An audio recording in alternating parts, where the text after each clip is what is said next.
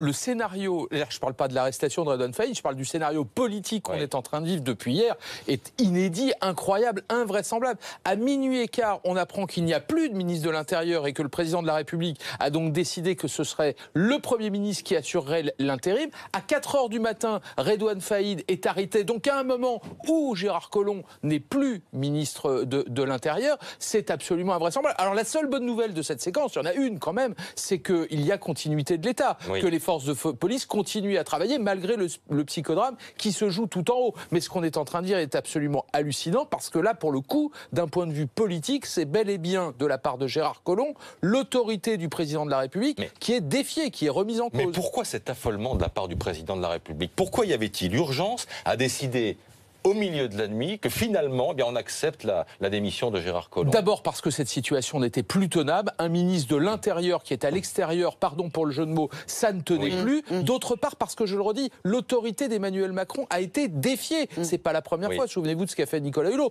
Mais là, c'est le premier des marcheurs. C'est presque une forme de père spirituel politique. Donc ça veut dire que ce n'était pas tenable. Et ce matin, il y a un conseil des ministres. Et vous imaginez la scène, Gérard Collomb, ministre de l'Intérieur, numéro 2 du gouvernement, assis à côté du président de la République dans cette situation, avec en plus, ce qu'on a découvert dans la nuit, l'arrestation de Redouane Faïd. Tout ça n'était pas tenable, il fallait régler la situation au plus vite. Au fond, on ne comprend toujours pas pourquoi il a refusé sa démission lundi. Ah oui, alors ça c'est la vraie question, et je vais aller plus loin. On ne comprend encore moins pourquoi Emmanuel Macron n'a pas accepté la démission et fait un remaniement dès que Gérard Collomb a annoncé sa candidature à Lyon. Parce qu'au fond, ce serait évité ces 10 jours, ces 10 jours de psychodrame politique absolument incroyable.